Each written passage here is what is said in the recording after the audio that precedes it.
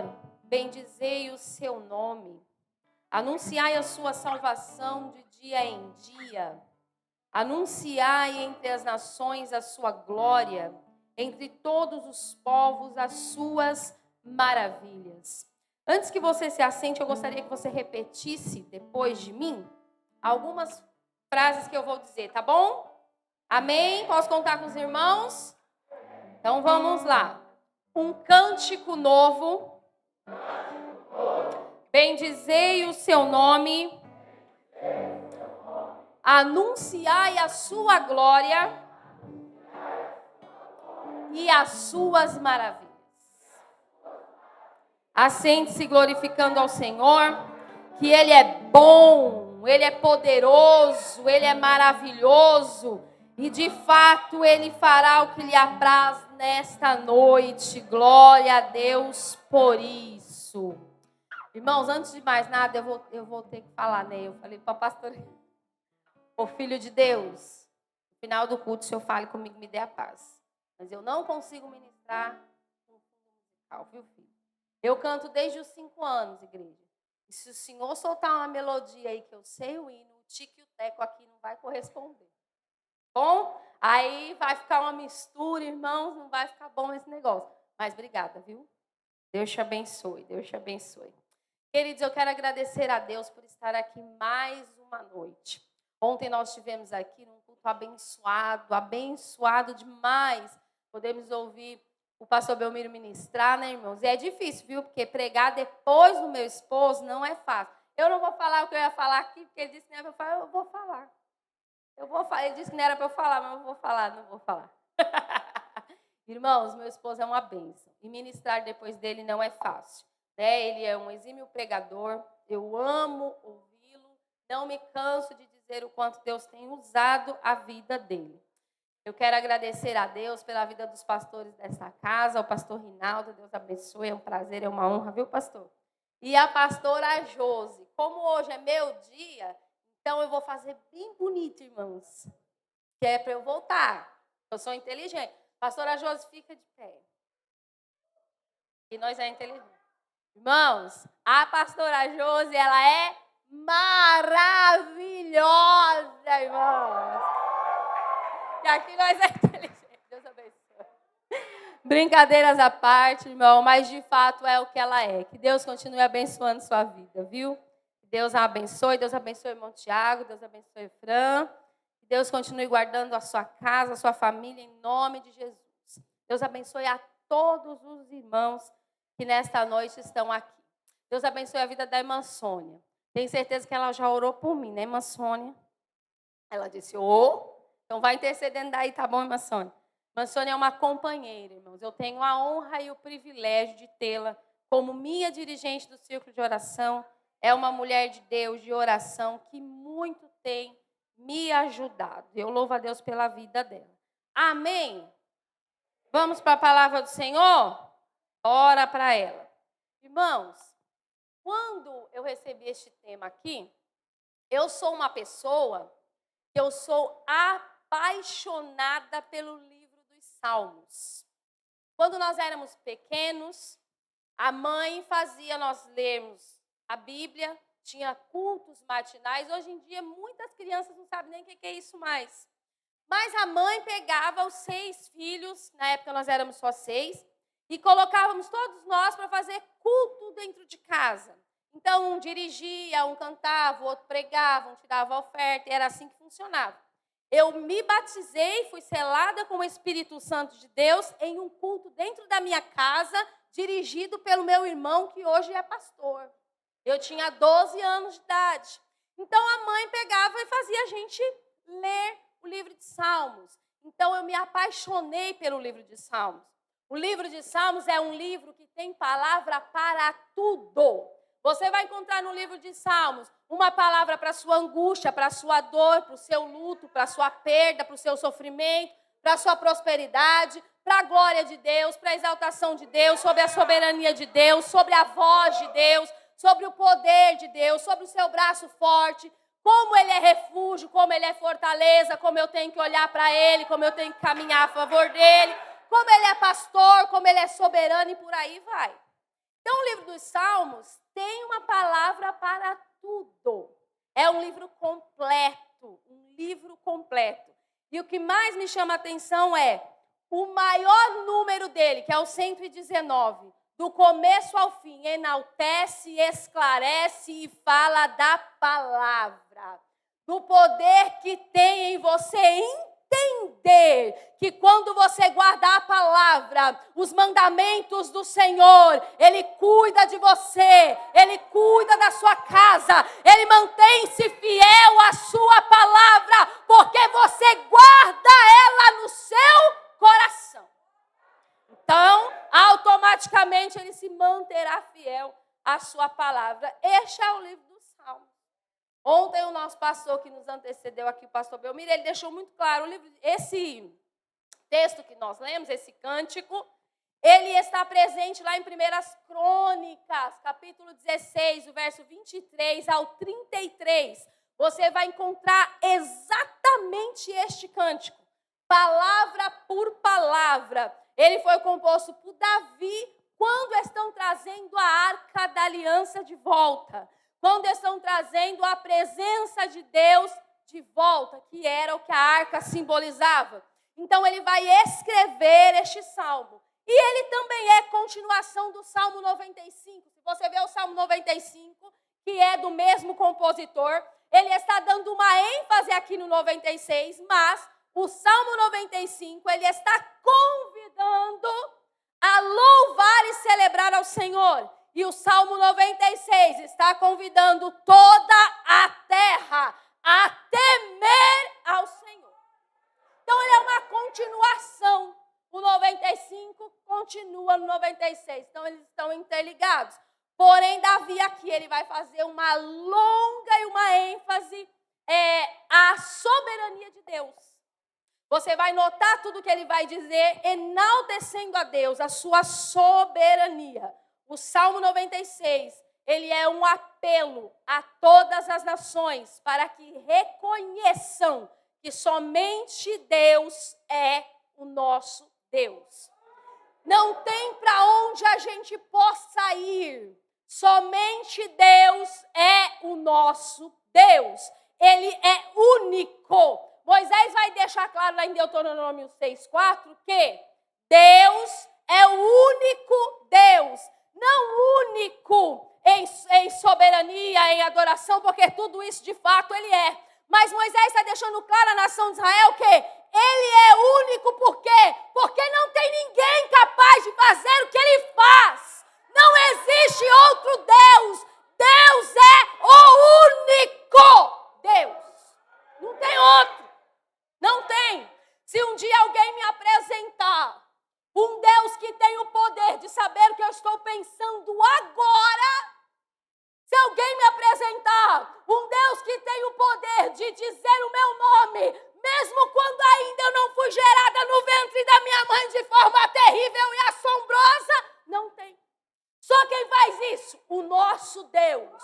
O nosso Deus que é onipresente, onipotente, ele pode fazer isso. Então ele é único. Então nós vamos entender que Davi, quando ele está convidando a temer ao Senhor, já é para você ter a certeza no seu coração, ele é único. Nós não temos que dividir a nossa adoração, porque não tem como adorar outro, porque o nosso é único. Tudo em nós deve adorá-lo. Ele é grande, ele é digno de louvor e vai finalmente julgar toda a terra. E aí não vai ter para onde correr. Porque não adianta quando ele estiver vindo buscar a sua igreja, não adianta quando estiverem vendo a olho nu a sua glória, quererem se render a ele. Renda-se agora, enquanto você ainda não viu a olho nu a sua glória, porque ele transformou a sua vida, ele cuida de você, está te mantendo vivo. Então, adore agora, glorifica agora, porque quando ele vir, será sua manifestação do que ele é.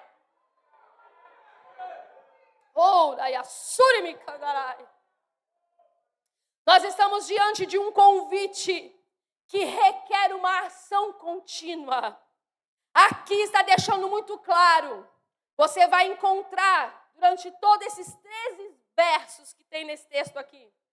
Ação contínua, ou seja, que vai indicar verbos imperativos. Olha o que o salmista vai dizer: cantai, celebrai, bendizei, tremei, anunciai, dizei, e por aí vai. São verbos imperativos, verbos de ação.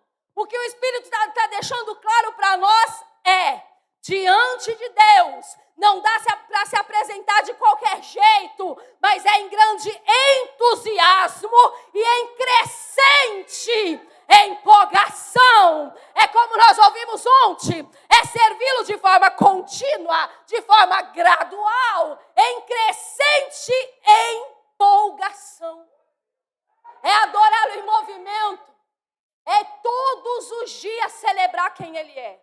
É todos os dias anunciar quem Ele é. É todos os dias temer quem Ele é. São todos os dias está deixando claro o poder que Ele tem todo dia. E de forma entusiasmada e empolgante. Não é aquela coisa capengando, gente. É dizer quem Ele é de forma entusiasmada, até porque você não vai falar dos reis e Senhor dos senhores, parecendo que está morto. Ninguém vai acreditar em você. Mas quando você o anuncia com a grandeza que Ele merece ser anunciado, todo mundo vai ouvir você. Não basta apenas estar diante dEle, mas precisamos ser ativos na adoração e na busca. Não é buscar de vez em quando, é buscar todo dia. Não é fazer quando dá, é fazer mesmo quando você não tem vontade. Sabe por quê, gente? Quando eu não tenho vontade de trabalhar, eu levanto e vou trabalhar, porque senão eu sou mandada embora. Porque senão vão descontar o meu dia, eu vou perder VR, VA e sabe lá mais o quê. Então mesmo sem querer eu levanto e vou. Com Deus é a mesma coisa. Não estou com vontade de orar, mas eu vou dobrar o joelho e vou orar. Não estou com vontade de ler a Bíblia, mas eu vou abrir a Bíblia e vou ler. Só que a diferença é que quando você coloca de joelhos, o problema é que você não consegue mais parar de falar com Ele. Quando você abre a Bíblia, você lê aquilo e Ele está falando com você. Porque a Bíblia aberta, Ele está esclarecendo para você o que Ele quer de você. É diferente. Quantas vezes a gente dobra o nosso joelho angustiado, triste, desesperado, mas Ele nos toma com uma paz que a gente não consegue explicar. Quem vive isso? Quem tem uma busca constante. Quem vive uma vida cristã imperativa, em ação diante de Deus. Nós precisamos entender que relacionamento com Deus é construção contínua. É construir isso. Precisa ser construído. Ora, quando eu conheci o meu esposo, eu tinha 14 anos. Nós construímos um relacionamento. Eu vou fazer 39 anos agora, dia 1º de outubro, ele tem 41. Nós nos conhecemos, estamos juntos desde que eu tinha 14, ele tinha 17. Foi uma construção de relacionamento. Eu conheço ele a cada movimento. O olhar dele, qualquer coisa que ele fizer, eu sei se está bom, se não está, se está incomodando, se não está, isso é o quê? Construção de relacionamento. Qual é o seu grau de construção de relacionamento com Deus? Será que se ele assoprar um pouco mais forte, você vai entender o que ele quer? Será que se ele falar com um pouco de mais firmeza ou mais calmaria, você vai entender o que ele quer? Ou você não conhece o Deus que você serve?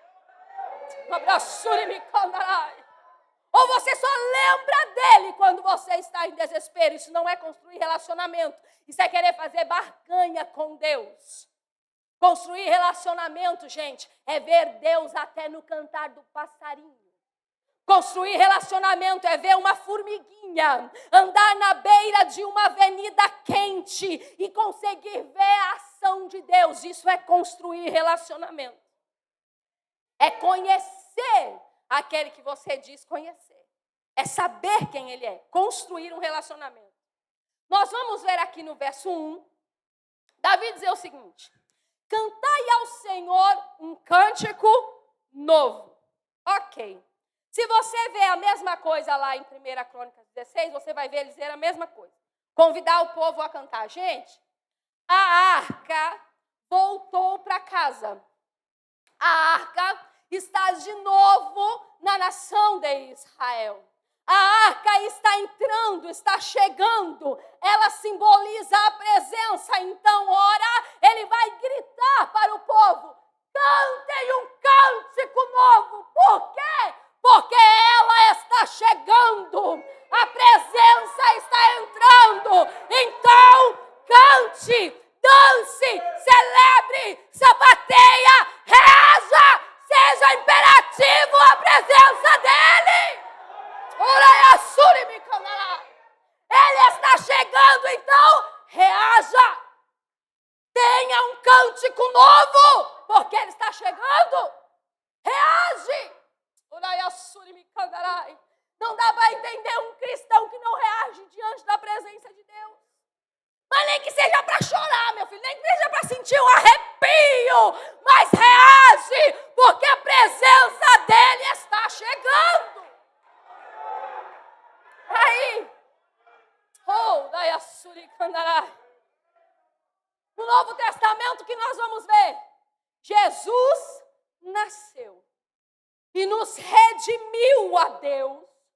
Então nós iremos ter um cântico novo, porque ele chegou.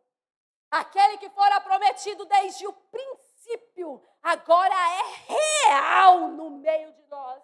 Então o que vai acontecer? Haverá cântico novo. A Bíblia diz que quando ele nasce, os anjos cantam. A Bíblia diz que depois que cantam, vão aos pastores e anunciam aos pastores que ele nasceu. Os pastores vão até o lugar onde ele nasceu e cantam. Quando depois de nascido, quando vai ser apresentado no templo, quando Simeão vê o Filho de Deus no templo, ele canta, porque diante da presença nós temos cântico novo. Nós anunciamos que ele já veio. Tenha um cântico na sua boca, ele veio. Tenha um cântico na sua boca, ele nos resgatou. Tenha um cântico na sua boca, quem você era antes dele, quem você é depois dele. Tenha um cântico novo na sua boca. Miriam, mas é difícil. Miriam, tem dias que eu quero parar. Querer parar é natural. Você é ser humano. Querer parar é natural. Querer desistir é natural. O que você não pode parar é desistir. Isso não dá. Essa conta não vai bater. Você não pode parar. Ah, mas eu não vou conseguir caminhar. Não tem problema nenhum. Vai se arrastando. Mas que você chega, você chega. Tenha uma coisa na sua mente. Eu preciso cantar diante dele. E não é qualquer coisa. Faça um exercício simples. Quando você achar que não tem nada de novo ao seu redor para você cantar. Quando você acordar de manhã, você faça um exercício simples pulmonar. Inspira e expira. Se você fizer isso aqui, ó. Você está respirando, já é um motivo para você cantar. Ele já te deu um cântico novo, uma razão, já que você quer tanto uma razão. Porque quando nós entendemos que a nossa motivação é Ele, a nossa motivação foi o que Ele fez por nós, a nossa motivação vem dEle. Eu não preciso de nenhuma circunstância ao redor para ter um cântico novo na minha boca.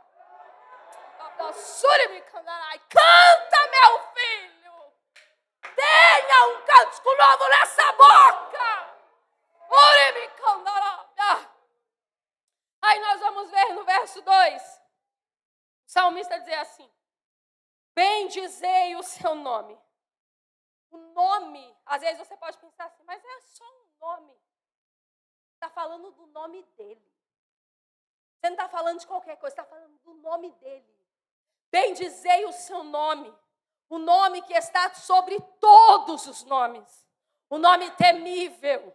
Um nome que é impronunciável. É desse nome que você está falando. Quando você vai estudar o alfabeto hebraico, no alfabeto hebraico, nós temos 4 letras que são chamadas de tetragrama. Elas são Yud, Rei, Af, ou Vaf e Rei. Y, H, V e H. Este é o nome impronunciável de Deus contido na Bíblia. O que aconteceu? Colocaram vogais depois para ficar fácil de pronunciar. Aí se diz Yahvé, mas o nome é esse. Quem é que pronuncia? Ninguém pronuncia. É um nome impronunciável e terrível. Ele já está deixando claro para mim e para você. Bendiga o nome daquele que é terrível, poderoso, majestoso, soberano. Bendizei o nome dele.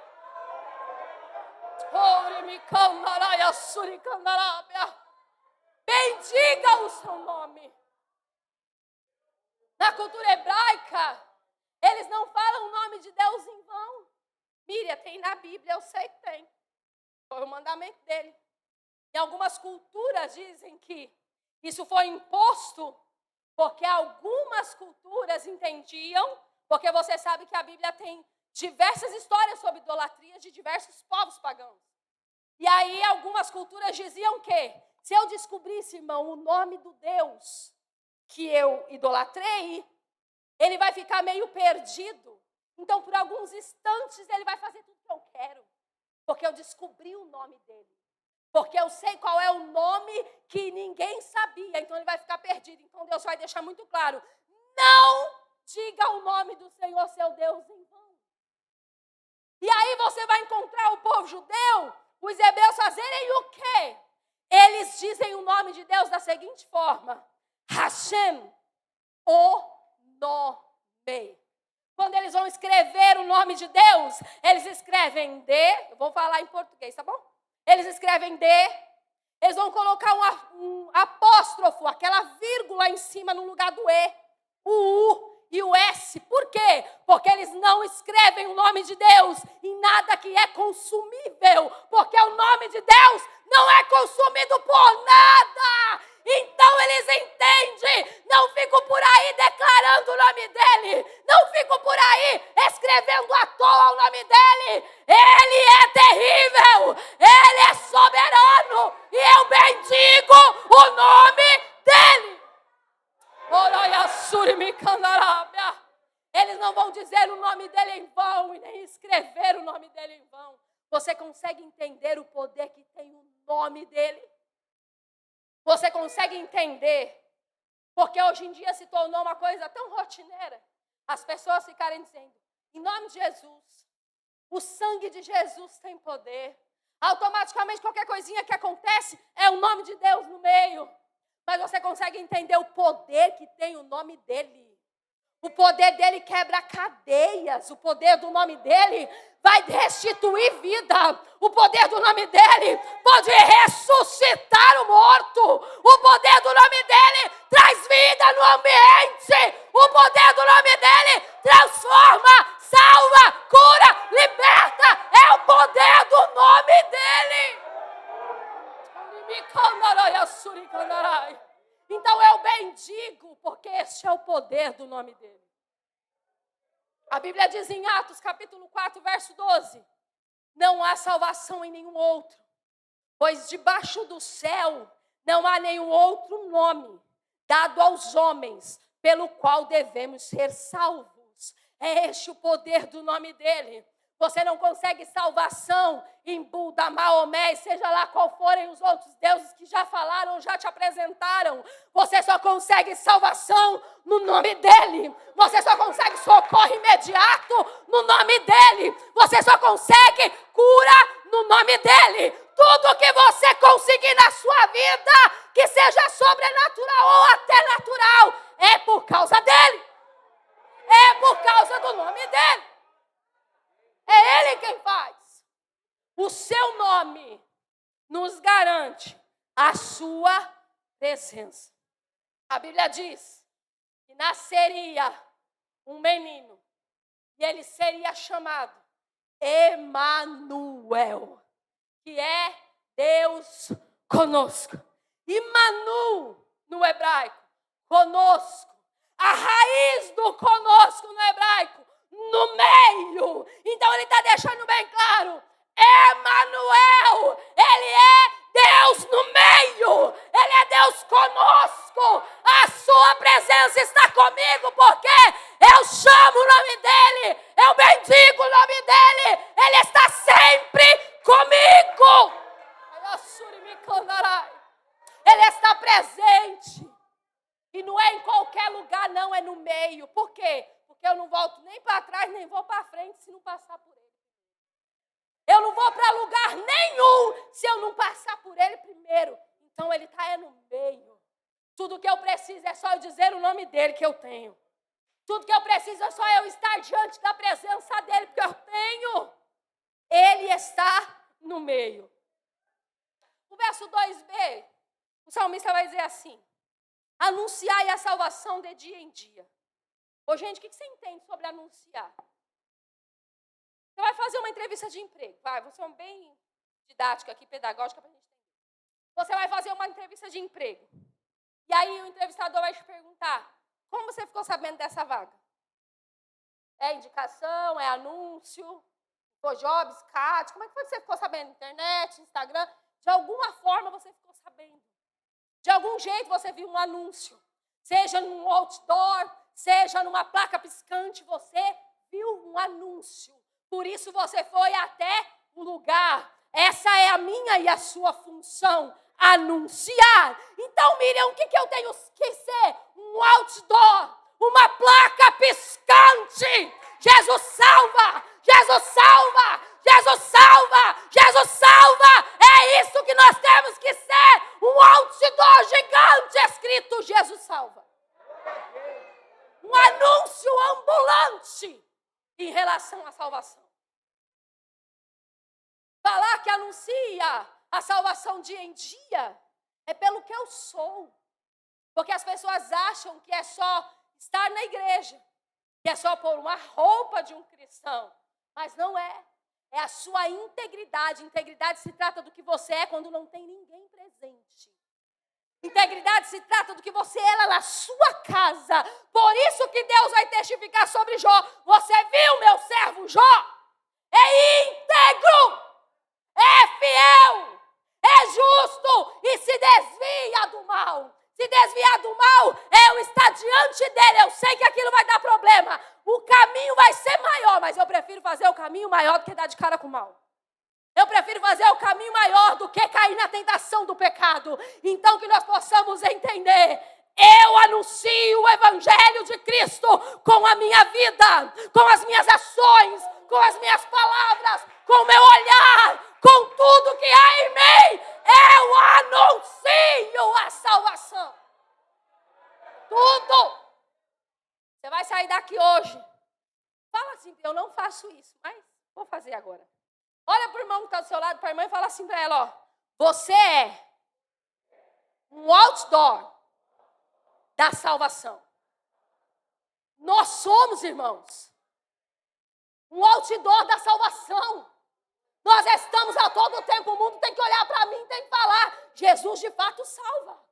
O mundo tem que olhar para mim, tem que falar, Jesus de fato transforma. O mundo tem que olhar para mim e falar, Jesus de fato faz milagre. Ele tem que olhar para mim e acreditar que Jesus em breve vem. O problema é que nós não estamos mais funcionando assim. Será que nós estamos tendo a preocupação do que o mundo está vendo nesse outdoor que nós somos? Nós estamos preocupados com isso? Ou não? Ou não? Se você for estudar um pouquinho, 70% da sua aparência fala antes de você abrir a boca. 70% da sua aparência. Porque a primeira coisa que o cérebro vai captar é o que ele está vendo, não o que você está falando. Você que é mãe sabe disso. Você fala 1000 vezes para o seu filho não fazer uma coisa. Deixa ele ter uma experiência. Ou deixa ele ver você fazer o que é direito. Ele vai fazer. Eu falo isso porque eu tenho uma filha, hoje ela tem 23 anos. Quando ela era pequenininha, ela devia ter uns 5 anos de idade. Eu sempre falava para ela, Joyce, quando o forno está ligado, mamãe já falou que não pode ir perto do fogão. Um dia, ela ficou fazendo assim, ó, o forno ligado, e ela ameaçando colocar a mão no fogão quente. E toda hora eu, Joyce, saia fora daí. E ela, Joyce, ela olhava e ria e fazia para mim, hahaha. Eu peguei a mão dela. Ela lembra disso até hoje. Eu peguei a mão dela, encostei no forno e segurei por segundos. Obviamente estava quente. Claro que eu não queimei minha filha, né, irmãos? Pelo amor de Deus. Mas eu encostei para ela sentir o calor. Quando ela sentiu, ela tirou desesperada. Até hoje, ela passa pelo fogão. Se o forno estiver ligado, ela não encosta no fogão.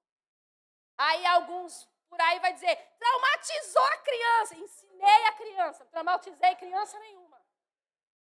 Porque agora está assim, você quer ensinar teu filho, você está traumatizando. Está traumatizando nada não, irmão. Você está educando seu filho. Ninguém está traumatizando ninguém. Nós precisamos entender isso na nossa vida. Seja exemplo, porque a sua aparência, a sua ação, a sua atitude, o que você demonstra vai chegar antes da sua língua, antes da sua palavra, antes do que você fala. Então, anuncie em tudo o que você é. Para que o que você fala possa bater com o que você representa, ou o que você representa concordar com o que você fala. Porque tem gente que você está conversando com ela e você fala, meu Deus, ela fala uma coisa, mas eu vejo outra. Não está concordando esse negócio. Esse trem não está dando certo. Então nós precisamos ter os dois. O que nós falamos e o que nós somos. As nossas ações devem anunciar quem Ele é. Anunciar o que, Miriam? O evangelho das boas novas, ora. Na mesma história, Lucas capítulo 2, versículo 38, você vai encontrar Ana a profetiza no mesmo lugar em que Simeão cantou quando viu o Filho de Deus. Quando ele canta, a Bíblia diz que Ana sai falando para todo mundo que ela encontra, dando graças a Deus e anunciando que o Messias já chegou. É isso aí.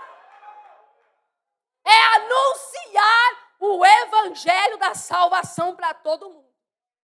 Isso é uma ordem, gente. Mateus 16:15. Ide, vai. Isso é uma ordem. É ordem.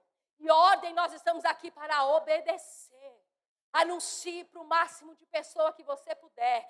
Mas anuncie a salvação de dia em dia. Olha que interessante isso aqui. Imagina quando a arca chegou, lá em 1 Crônicas 16, quando ela está entrando, eles estão cantando, celebrando, e Davi vai dizer, anunciai a salvação a todas as nações. Gente, a arca é a salvação no meio do povo. A arca, quando era a ordem de Deus levá-la para as guerras, o povo ganhava. A arca era a solução, então a salvação está voltando, e ele está dizendo, anuncia.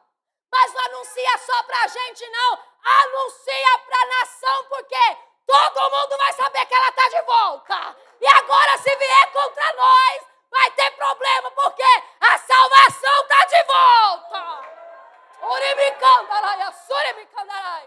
É para isso que a gente anuncia. É para isso que a gente continua falando do evangelho, porque para Satanás e o inferno saber, eles continuam anunciando. Ele ainda vem. Ele vai vir buscar a sua igreja. Ele vai arrebatar o teu povo. Ele ainda vem. Ele ainda vem, porque a igreja não para. Ela não para de anunciar quem ele é e que ele vem. É simples, gente. O evangelho não é difícil, somos nós que dificultamos ele. É só você falar o que Jesus é. Eu te garanto que ele vai agir. É só falar quem ele é. Hoje em dia você tem dificuldade, gente, para tudo, até para cantar um hino na igreja.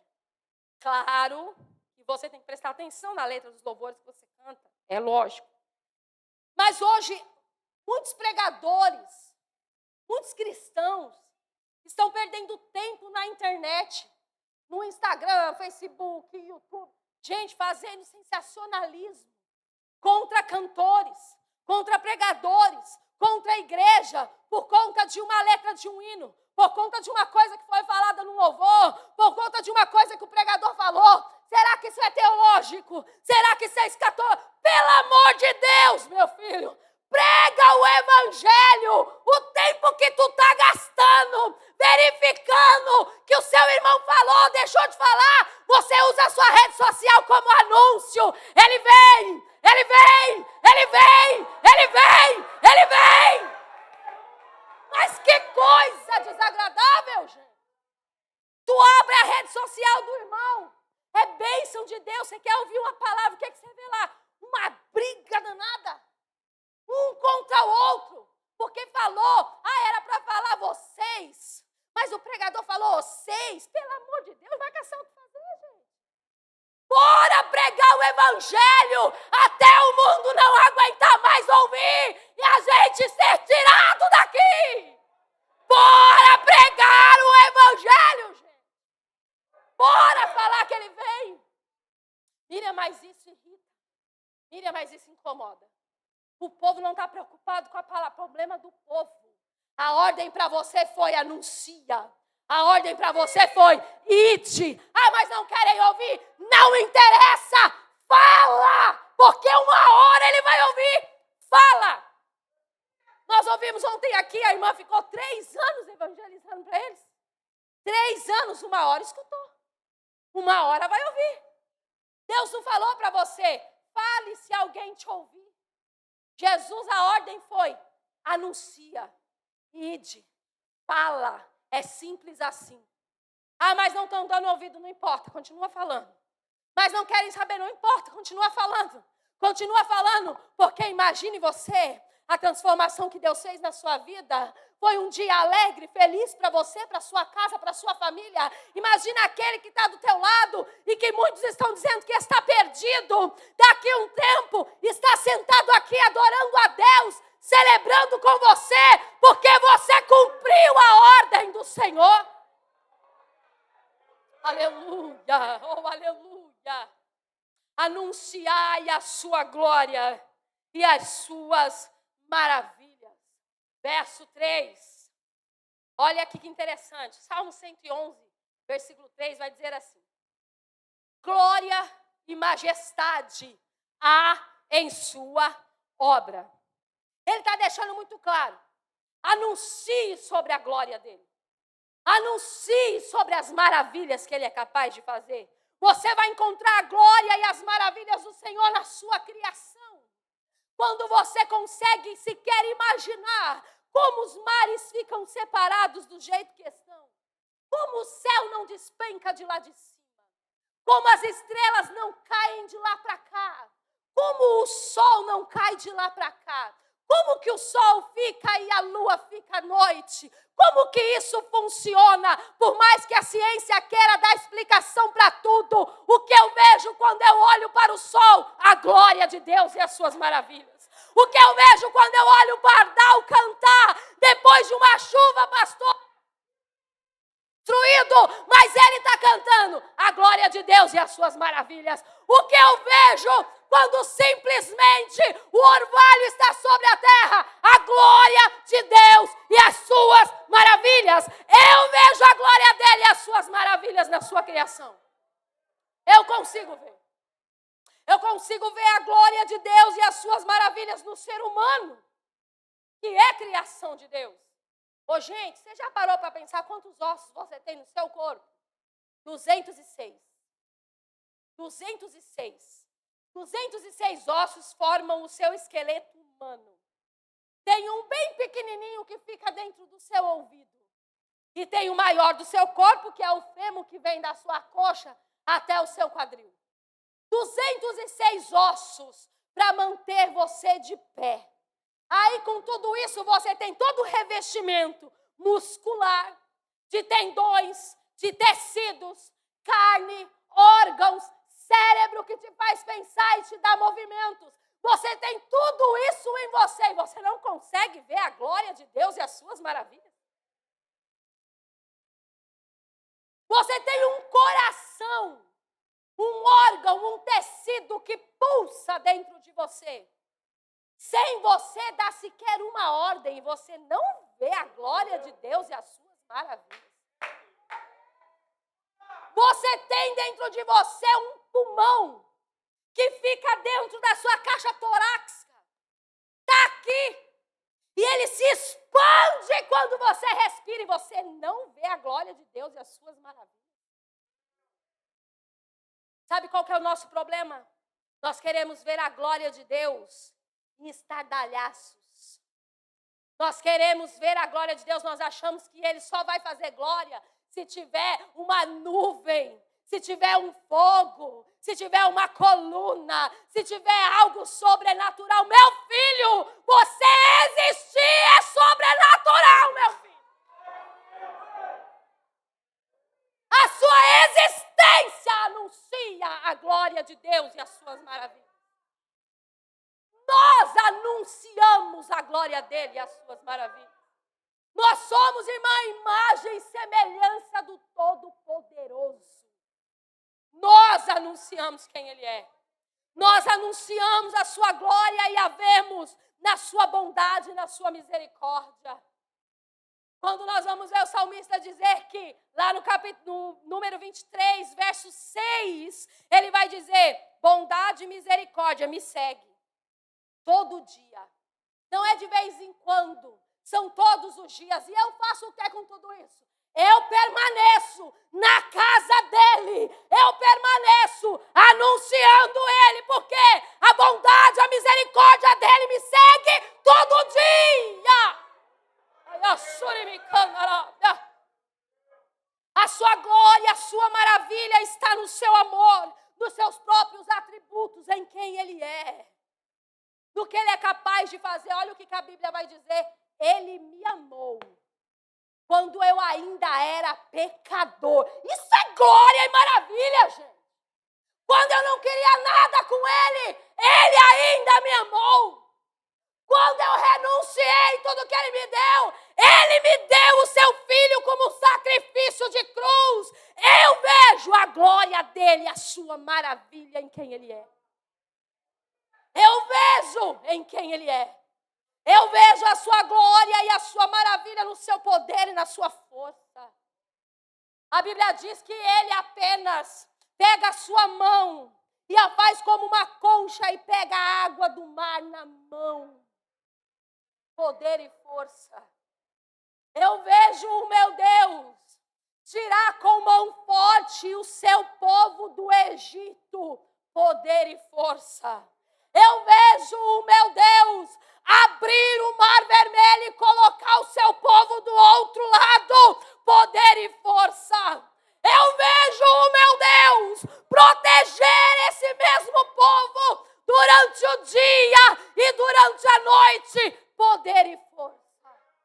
Eu vejo esse Deus levá-los a conquistar a terra prometida e derrubar a maior muralha de Jericó. Poder e força.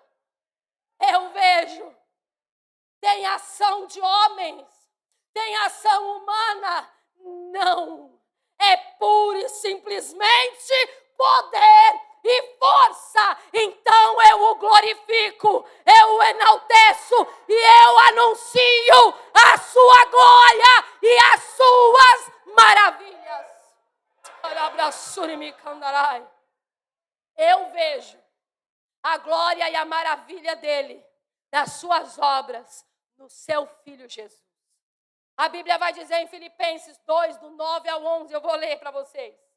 Por isso Deus o exaltou à mais alta posição e lhe deu um nome que está acima de todo nome. Para que ao nome de Jesus se dobre todo joelho no céu, na terra e debaixo da terra. E toda língua confesse que Jesus é Cristo e Ele é Senhor, para a glória de Deus Pai. Eu vejo a glória dEle em Jesus Cristo. Eu vejo a glória dEle.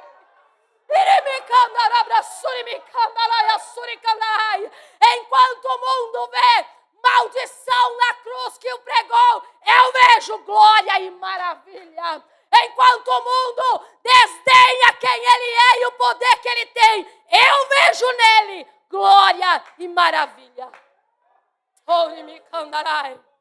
Para a gente encerrar, O salmista vai dizer: anunciar o evangelho, a salvação, a glória, a maravilha, é uma responsabilidade de quem?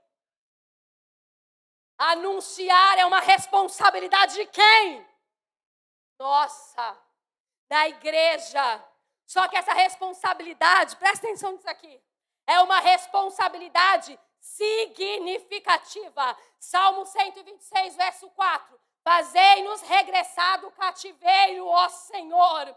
Quando nós anunciamos o evangelho, tem um significado. Que significado? Ele veio para te libertar do cativeiro do pecado. Ele veio para te resgatar da mão de Satanás. Tem um significado em anunciar o evangelho. É nossa responsabilidade pedagógica anunciar o evangelho. Por quê? Mateus 28, 19 vai dizer: ide e ensinai. Não é qualquer coisa. Fala quem ele é e ensina sobre ele. Por quê? Aí você levanta mais um exército que também vai falar e vai ensinar sobre ele. É uma responsabilidade coletiva. Ide não é uma responsabilidade pastoral, não é uma responsabilidade do evangelista, do missionário, é uma responsabilidade da igreja, do crente. Todos nós temos a responsabilidade de pregar quem ele é. É uma responsabilidade urgente. E eu encerro lendo esse texto para você, João 9,4. Convém que eu faça as obras daquele que me enviou, enquanto é dia, porque a noite vem, quando ninguém pode trabalhar. Entenda uma coisa, ele está vindo, reinará com justiça, e que você possa se apresentar diante dele como aquele que